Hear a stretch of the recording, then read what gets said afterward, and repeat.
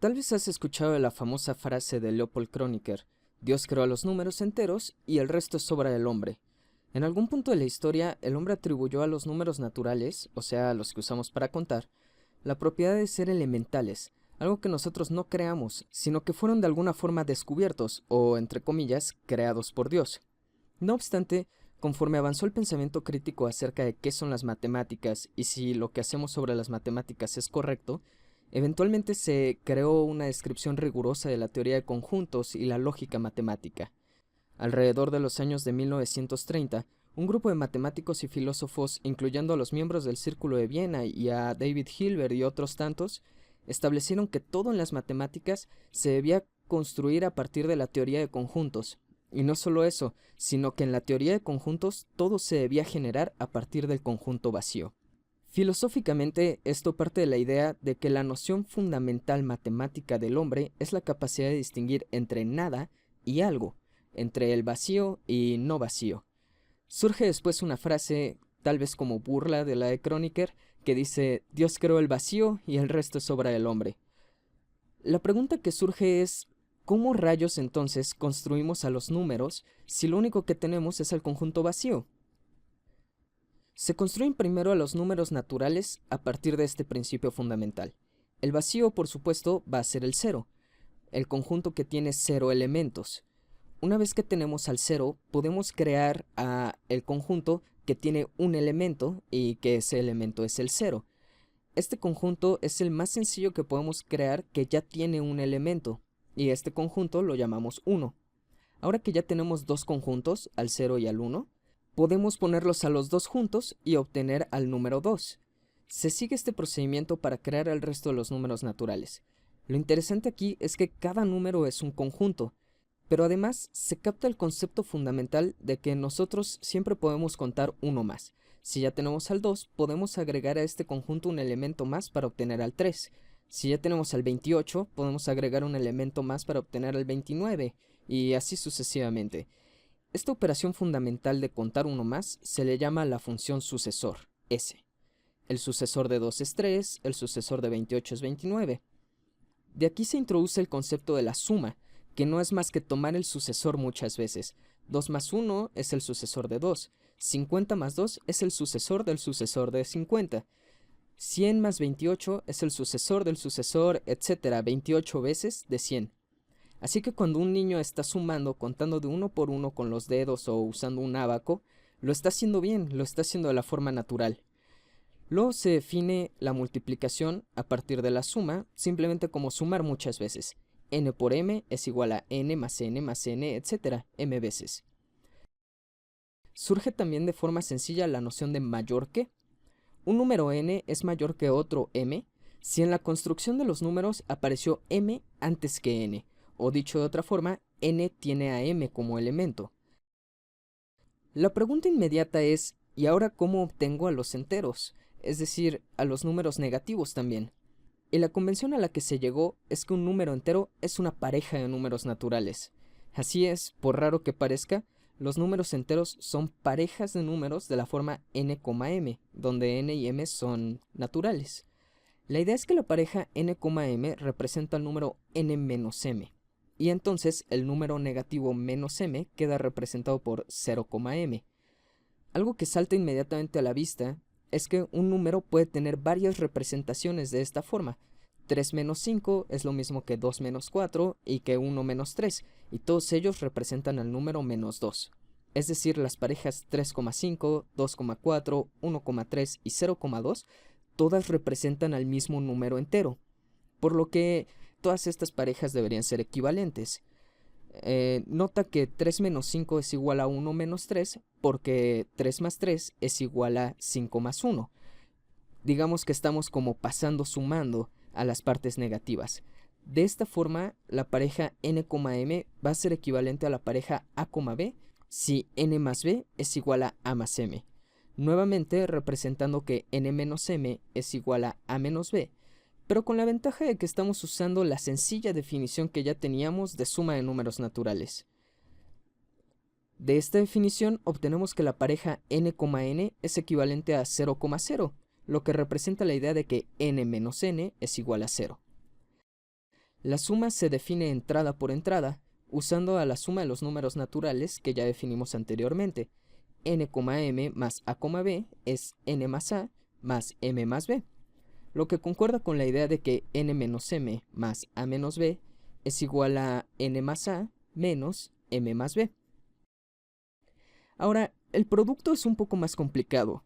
Si multiplicamos N menos M por A menos B, usando esta idea del producto que tenemos usualmente, sabemos que esto debería ser igual a N por A más M por B menos N por B más M por A. Es por esto que el producto de dos parejas se define exactamente así. N, M por A, B igual a N por A más M por B, N por B más M por A. De nuevo, usando la definición del producto de números naturales que ya teníamos antes. Siguiendo la idea de que N, M es equivalente a B, si N más B es igual a A más M, le damos un orden a los números enteros a partir de lo que teníamos para los números naturales, como N, M es menor que A, B, si N más B es menor que A más M. Se puede comprobar rápidamente que cualquier número de la forma n,0 con n distinto de 0 es mayor que 0 y uno de la forma 0,n es menor que 0. De manera que a los números enteros equivalentes a uno de la forma n,0 les llamamos positivos y a los equivalentes a uno de la forma 0,n los llamamos negativos.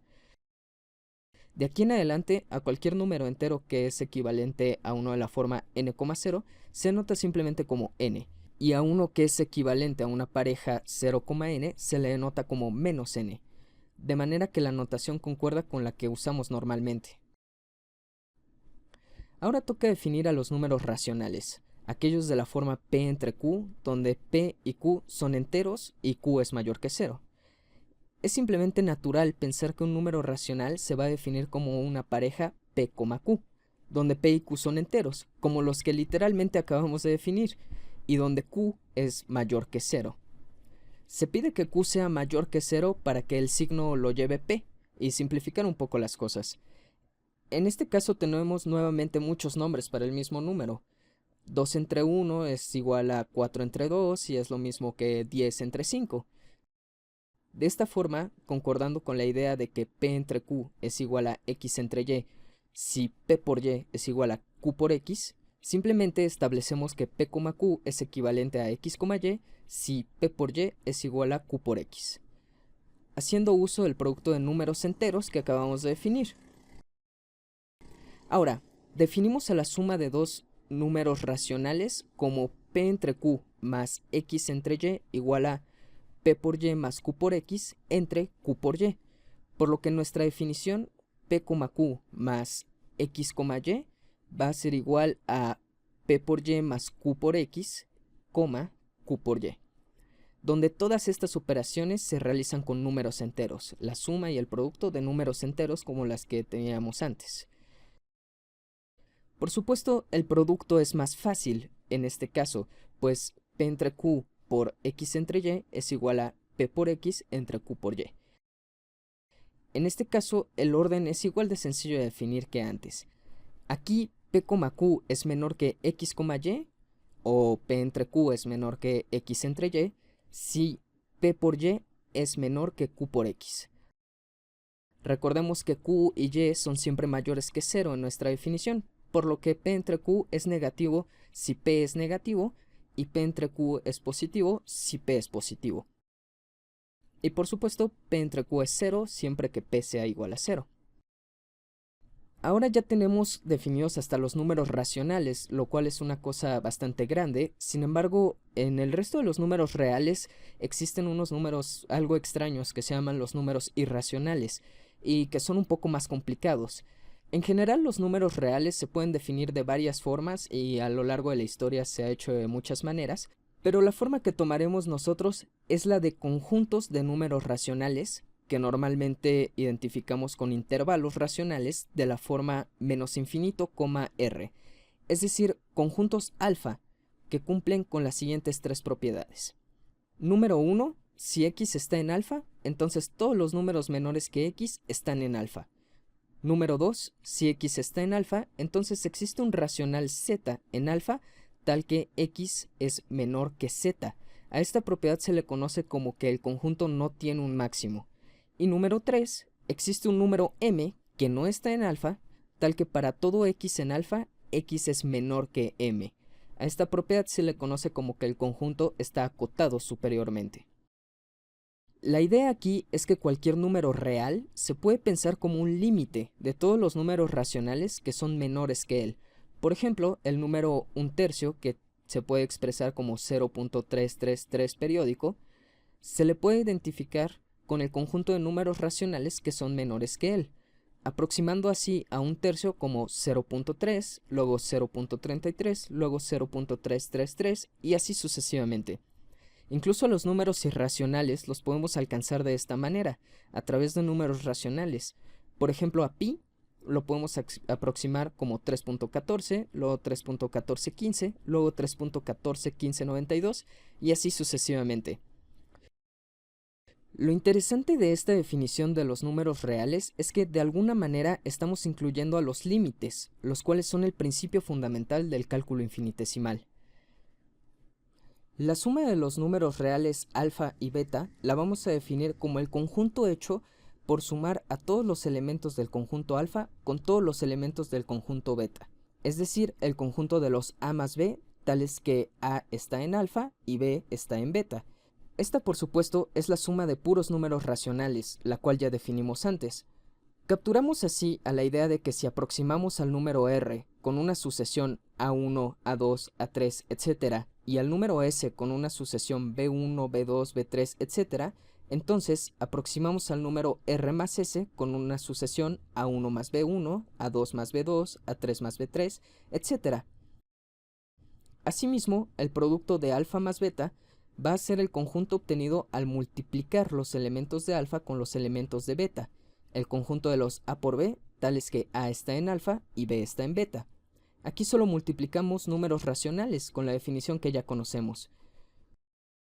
Me parece que la definición más intuitiva del orden de los números reales es la de que alfa es menor o igual que beta si para todo elemento a del conjunto alfa existe un elemento b del conjunto beta, tal que a es menor o igual que b. Por supuesto, esto captura la idea de que si a r lo aproximamos por a1, a2, etc., y a s lo aproximamos por b1, b2, etc., si a1 es menor o igual que b1, a2 es menor o igual que b2 y así sucesivamente, entonces por supuesto que r será menor o igual que s. Claro que alfa será menor estrictamente que beta si alfa es menor o igual que beta y además son distintos. Ahora, si q es un número racional, entonces al número real definido por el conjunto de los números racionales que son menores que q, lo llamaremos simplemente q, de manera que nuestra notación coincide con la notación simplificada que usamos normalmente. A los números reales que son mayores que 0 les llamamos reales positivos y a los menores que 0 les llamamos reales negativos. De esta forma, el conjunto de los números reales es un conjunto súper rico, en el que hemos llenado todo hueco posible. Es un conjunto con límites, aproximaciones, sumas, multiplicaciones, orden, números racionales, números irracionales. En resumen, es el conjunto ideal para iniciar con la teoría del cálculo infinitesimal. Por supuesto que existen también los números complejos, pero a esos los exploraremos en otra ocasión. No hemos hablado de ninguna de las propiedades básicas de las operaciones de suma y producto, como que son asociativas y conmutativas, que tienen neutros e inversos, que el producto se distribuye sobre la suma, ni hemos hablado de las que involucran al orden, como que es tricotómico y que es compatible con la suma y el producto, ni el famoso axioma del supremo. Sin embargo, todas estas son ciertas y se pueden demostrar. A veces por simplicidad todas estas propiedades se toman como axiomas, en el sentido de que las creemos como ciertas sin necesidad de demostrarlas. Sin embargo, se pueden demostrar a partir de las definiciones que hemos dado. No es necesario dar un salto de fe y simplemente creernos todos estos, entre comillas, axiomas. Realmente lo único que hay que creer es que existe el conjunto vacío. Gracias por ver.